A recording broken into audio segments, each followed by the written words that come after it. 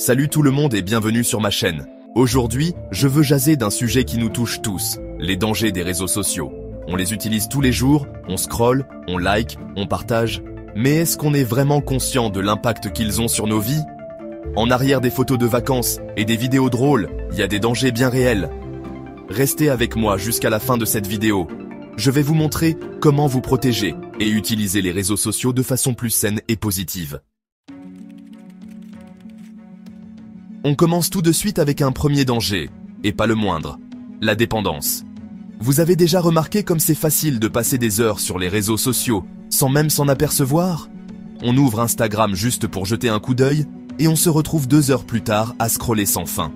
Pourquoi? Parce que les réseaux sociaux sont faits pour ça. Chaque notification, chaque like, chaque commentaire stimule le centre de la récompense dans notre cerveau. C'est comme une drogue, on en veut toujours plus. Le problème, c'est que cette dépendance au numérique peut avoir des conséquences bien réelles sur nos vies. Procrastination, anxiété, troubles du sommeil. Saviez-vous qu'en moyenne, on passe 2h30 par jour sur les réseaux sociaux? Imaginez tout ce que vous pourriez faire de constructif avec ce temps-là. Lire un livre, apprendre une nouvelle langue, passer du temps avec vos proches. Alors la prochaine fois que vous sentez l'envie irrésistible de scroller, prenez une grande respiration et demandez-vous, est-ce que je contrôle mon téléphone ou est-ce que c'est lui qui me contrôle? Deuxième danger, et il est majeur, la désinformation. Les réseaux sociaux sont devenus un vrai Far West de l'information. N'importe qui peut y publier n'importe quoi, sans aucun contrôle. Des fausses nouvelles aux théories du complot les plus folles. Le faux se mélange au vrai, et c'est difficile de s'y retrouver. Le problème, c'est que ces fausses informations se propagent à une vitesse folle. Il suffit d'un partage, d'un like, pour qu'une rumeur devienne virale et rejoigne des millions de personnes. Les conséquences peuvent être désastreuses. Manipulation de l'opinion publique, incitation à la haine, mise en danger de personnes innocentes. Alors, comment se protéger dans cette jungle numérique? La première chose à faire, c'est de vérifier ses sources. Ne partagez jamais une information sans vous assurer qu'elle est fiable. Consultez des sites d'information crédibles, comparez les informations et surtout, méfiez-vous des titres accrocheurs et des informations trop belles pour être vraies. Passons maintenant au troisième danger, et il est sournois, la perte de vie privée. On a souvent l'impression que les réseaux sociaux sont gratuits, mais en réalité, on paie le gros prix, nos données personnelles. Chaque like, chaque commentaire, chaque photo partagée est enregistrée, analysée et utilisée pour créer un profil de notre vie privée. Nos goûts, nos habitudes, nos opinions politiques, nos relations amoureuses, tout est scruté par des algorithmes de plus en plus performants. Ces informations sont ensuite utilisées pour nous proposer des pubs ciblées, mais pas seulement. Elles peuvent aussi être vendues à d'autres entreprises, ou même être utilisées à des fins malveillantes. Prenez le temps de vérifier les paramètres de confidentialité de vos comptes. Qui peut voir vos publications? Quelles informations partagez-vous publiquement? Plus vous limitez l'accès à vos données, mieux vous protégez votre vie privée.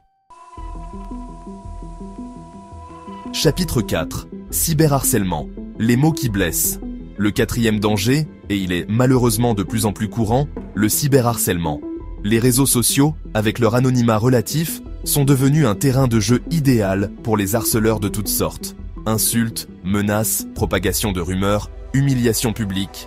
Les formes que peut prendre le cyberharcèlement sont nombreuses, et ses conséquences souvent dramatiques. Contrairement à ce qu'on pourrait croire, le cyberharcèlement ne s'arrête pas aux portes du virtuel. Il peut avoir un impact dévastateur sur la vie des victimes, dépression, anxiété, isolement social, et dans les cas les plus graves, suicide. Si vous êtes victime de cyberharcèlement, sachez que vous n'êtes pas seul. N'hésitez pas à en parler à un adulte de confiance, à signaler les comptes fautifs aux plateformes et si nécessaire, à porter plainte. Ensemble, on brise le silence autour du cyberharcèlement. Chapitre 5. Le piège de la comparaison, la réalité filtrée. Le cinquième danger, et il est insidieux, la comparaison sociale. Sur les réseaux sociaux, on a tendance à ne montrer que le meilleur de nous-mêmes. Photos retouchées, vie parfaite, réussite professionnelle. On crée une image idéale de nous-mêmes, et on oublie que derrière chaque photo parfaite se cache une réalité bien différente. Le problème, c'est qu'en scrollant sur nos fils d'actualité, on a tendance à comparer nos vies à celles des autres. On se compare à des versions idéalisées et filtrées de la réalité, Et bien souvent, on en ressort frustré, déprimé et avec des complexes. Rappelez-vous que les réseaux sociaux ne sont qu'une vitrine. Ce que les gens choisissent de montrer ne reflète pas toujours leur réalité. Ne tombez pas dans le piège de la comparaison et concentrez-vous sur votre propre vie, votre propre cheminement et vos propres réussites. Enfin, dernier danger, et il concerne particulièrement les parents, l'exposition des enfants aux dangers des réseaux sociaux. Contenu inapproprié, cyberharcèlement, prédateurs en ligne. Les risques sont nombreux pour les plus jeunes, qui n'ont pas toujours la maturité nécessaire pour naviguer dans cet univers numérique complexe. Il est essentiel de sensibiliser les enfants aux dangers des réseaux sociaux dès leur plus jeune âge. Expliquez-leur les règles de base de la sécurité en ligne, ne jamais partager d'informations personnelles, ne pas accepter de demandes d'amis de personnes qu'ils ne connaissent pas dans la vraie vie, et surtout, vous parlez sans hésiter s'ils ont un problème. N'hésitez pas à installer un contrôle parental sur leurs appareils, et surtout, intéressez-vous à ce qu'ils font en ligne. Posez-leur des questions, discutez avec eux de ce qu'ils voient, et partagent sur les réseaux sociaux. Le dialogue est la meilleure arme pour les protéger. J'espère que cette vidéo vous aura aidé à prendre conscience des dangers potentiels des réseaux sociaux. Attention, je ne dis pas qu'il faut les supprimer de nos vies. Les réseaux sociaux peuvent être des outils formidables pour rester en contact avec ses proches, s'informer, partager ses passions. Le secret, c'est de les utiliser avec modération et intelligence. Fixez-vous des limites de temps, vérifiez vos sources d'informations, protégez votre vie privée et surtout, rappelez-vous que la vraie vie se passe hors ligne.